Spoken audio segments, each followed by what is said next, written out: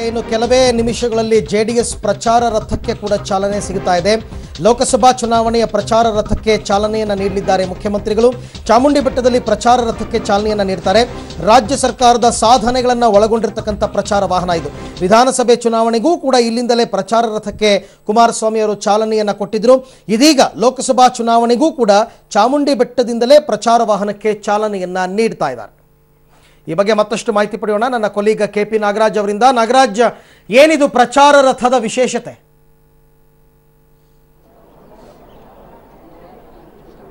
ಅರವಿಂದ್, ಕಳೆದ ವಿಧಾನಸಭಾ ಚುನಾವಣೆಯ ಸಂದರ್ಭದಲ್ಲೂ ಕೂಡ ಇದೇ ರೀತಿಯಾದಂತಹ ಕುಮಾರ ಪರ್ವ ಅನ್ನುವಂಥ ಹೆಸರಿನಲ್ಲಿ ಪ್ರಚಾರ ರಥವನ್ನು ಸಿಎಂ ಕುಮಾರಸ್ವಾಮಿ ಅವರು ಮೈಸೂರಿನ ಚಾಮುಂಡಿ ಬೆಟ್ಟದಿಂದ ಆರಂಭಿಸಿದ್ರು.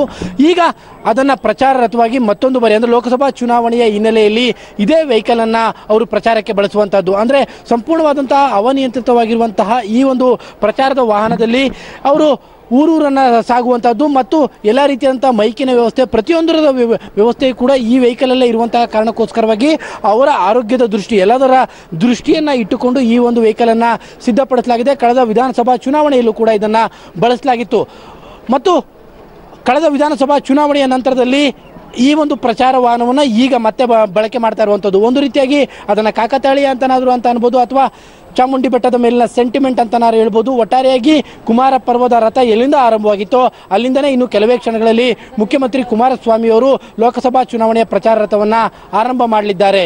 ಅರವಿಂದ್, ಓಕೆ, ಅಂದ್ರೆ ಇದು ಪ್ರಚಾರಕ್ಕೆ ಸಂಪೂರ್ಣವಾಗಿ ಇದನ್ನೇ ಬಳಸ್ತಾರೆ ಅಂತನಾ ಅಥವಾ ಸರ್ಕಾರದ ಸಾಧನೆಗಳನ್ನು ತಿಳಿಸುವಂತಹ ಒಂದು ಲೆಕ್ಕಾಚಾರಣ ಅಂತ?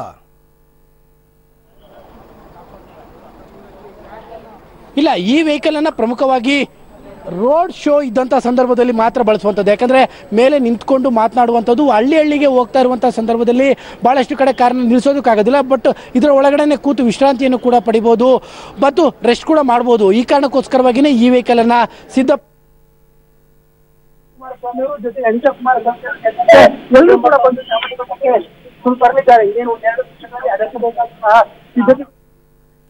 ಓಕೆ ನಾಗರಾಜ್, ನಿಮ್ಮ ಸಂಪರ್ಕ ಸರಿಯಾಗಿ ಸಾಧ್ಯ ಆಗ್ತಾ ಇಲ್ಲ. ಥ್ಯಾಂಕ್ ಯು, ತಮ್ಮೆಲ್ಲ ಮಾಹಿತಿಗಾಗಿ ಧನ್ಯವಾದ.